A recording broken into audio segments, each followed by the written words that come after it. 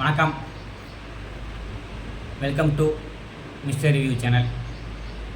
Sorry guys, ஒரு 2 days பார்த்துக்கிட்டோன்னா கொஞ்சம் உடம்பு கண்டிஷன் சரியில்லை. அதனால் என்னால் சரியாக வீடியோ போட முடியல. அதுக்கு என்னோடய வியூவர்ஸ் ஆகியவங்ககிட்ட என்னோடய சாரி கேட்டுக்கிறேன்.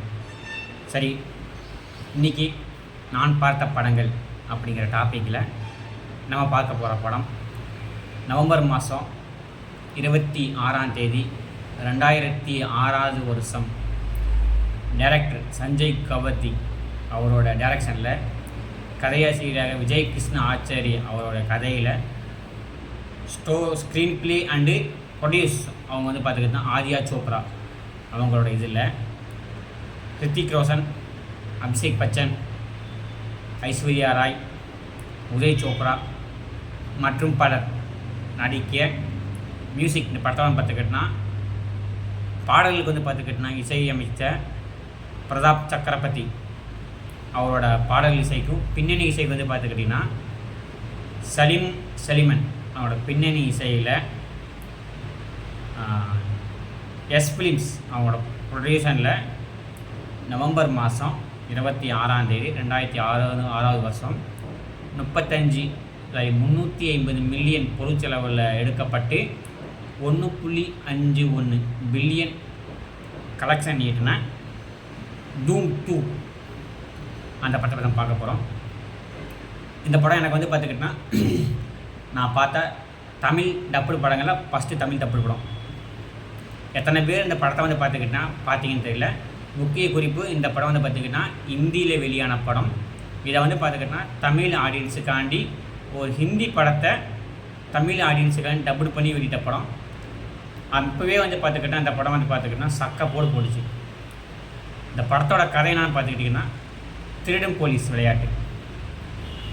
ஒரு திருடனை பிடிக்கிறதுக்கு ஒரு போலீஸ் பார்த்துக்கிட்டோன்னா ஆன முயற்சிகளை மொத்தமாக எடுக்கிறா. அப்படி அது முடியல அப்படிங்கிற பட்சத்தில் கடைசியில் பார்த்துக்கிட்டுக்கிட்டா அந்த திருடன் அவர் எப்படி பிடிச்சாரு அப்படிங்கிறதான் இந்த படத்தோட பிரதான கதையே. இந்த படத்தோட பிரதான கதை என்னதான் இதுவாக இருந்தாலும் இந்த படத்தில் பார்த்துக்கிட்டோன்னா அந்த கதை சொல்லும் விதத்தில் பார்த்துக்கிட்டோன்னா கொஞ்சம் கூட தெளிவே இல்லாமல் அந்த அளவுக்கு இந்த படத்தை பார்த்துக்கிட்டோன்னா ஸ்க்ரீன் ப்ளே பார்த்துக்கிட்டோன்னா சூப்பராக கொண்டு போயிருப்பார் டைரக்டர் சஞ்சய் கவாத்தி. இந்த படத்தை பார்த்தீங்கன்னா ஆரம்பிக்கும் போதே பார்த்துக்கிட்டோன்னா ஒரு பாட்டி பார்த்துக்கிட்டோன்னா கோயில் வைரத்தை திருட போவாங்க. அந்த வைரத்தை திருடிட்டு அங்கேருந்து தப்பிக்கும் போது வர சீன்லாம் பார்த்துக்கிட்டோன்னா அவ்வளோ அருமையாக இருக்கும். அந்த கோயில் வைர திருட போகிறதே பார்த்துக்கிட்டோன்னா பாட்டி வேஷம் போட்டு போகிறதே நம்ம ரித்திக் ரோஷன் தான். ஃபஸ்ட்டு பார்க்கும்போது நமக்கு பார்த்தா அது சத்தியமாக அடையாளமே தெரியாது. அந்த அளவுக்கு பார்த்துக்கிட்டோன்னா அந்த மேக்கப்லாம் பார்த்துக்கிட்டோன்னா அவ்வளோ அருமையாக ஆப்டாக சூப்பராக பண்ணியிருப்பாங்க. அதுக்கப்புறம் இன்னொரு இதில் பார்த்துக்கிட்டோன்னா ஒரு வெறும் டைமண்ட் திருட போவாங்க. ஒரு மியூசிக்கில் டைமண்ட் திருட போவாங்க.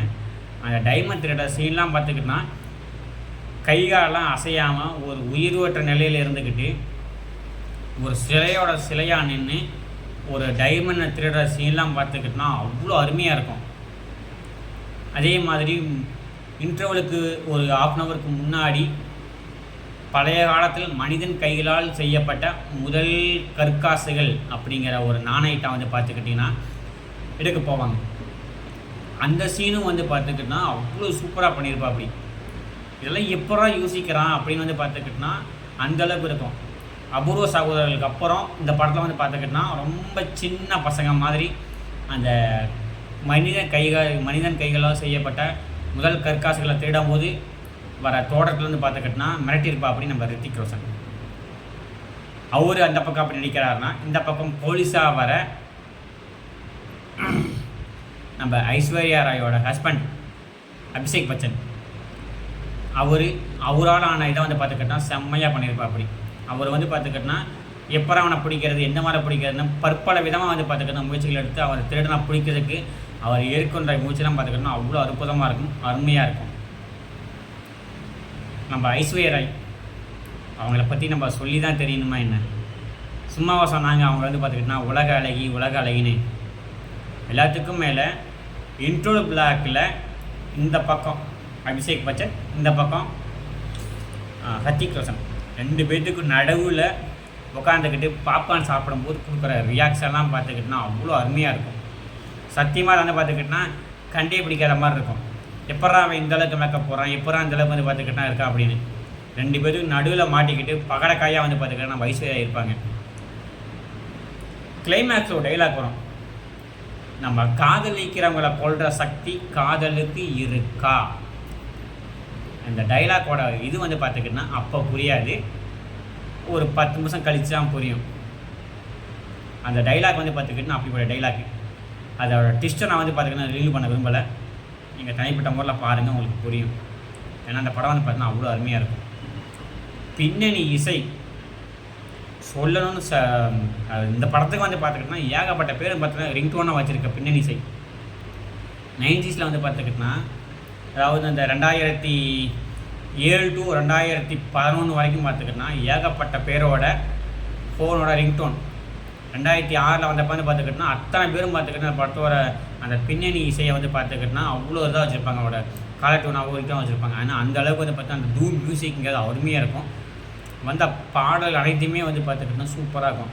இன்றைக்கி வரைக்கும், இன்றைக்கி 2024, இன்றைக்கி வரைக்கும் இந்த படத்தில் வர அந்த ஃபஸ்ட்டு பாட்டு தும்மச்சாலி, அந்த பாட்டை இன்றைக்கி வரைக்கும் டபுள் டப்படி யாருமே பண்ணல. இந்த படத்தில் வரக்கூடிய எல்லா பாட்டுமே டபுள் டப்படி பண்ணியிருக்காங்க. பட் இந்த ஒரு பாட்டை மட்டும் இப்போ வரைக்கும் யாருமே டபுள் டப்படி பண்ணலை. ஏன்னா அந்த பாட்டோட ஒரிஜினல் கேட்டால் தான் அவ்வளோ அருமையாக இருக்கும். இந்த படத்தை வந்து பார்த்துக்கிட்டோன்னா அப்போ ஏகப்பட்ட பேர் வந்து பார்த்துக்கிட்டோன்னா அவ்வளோ விமர்சனமாக பண்ணியிருப்பாங்க, அவ்வளோ வெகுவாக கொண்டாடிருப்பாங்க. ஏன்னா அந்த படத்தோட கண்டென்ட் அப்படி, இந்த படம் ஏற்படைய தாக்கம் அப்படி. எத்தனை பேர் இந்த படத்தை நீங்கள் பார்த்தீங்கன்னு தெரியல. பார்க்கலைன்னா இன்றைக்கும் இந்த படம் தமிழ் டப்புடு அவைலபிள் இருக்குது, மறக்காமல் பாருங்கள். இதே மாதிரி வேறு எந்த படத்தை வந்து பார்த்துக்கிட்டோன்னா பேசலாம், எந்த படத்தை பற்றி நம்ம வந்து பார்த்துக்கிட்டோன்னா கதைக்கலாம் அப்படின்னு உங்களோட கருத்துக்களை கமெண்ட் மூலமாக தெரியப்படுத்துங்க. முடிஞ்சால் இந்த வீடியோ பிடிச்சிருந்தா லைக் பண்ணுங்கள், கமெண்ட் பண்ணுங்கள், ஷேர் பண்ணுங்கள். மறக்காமல் இந்த சேனலை சப்ஸ்கிரைப் பண்ணுங்கள். நன்றி, வணக்கம்.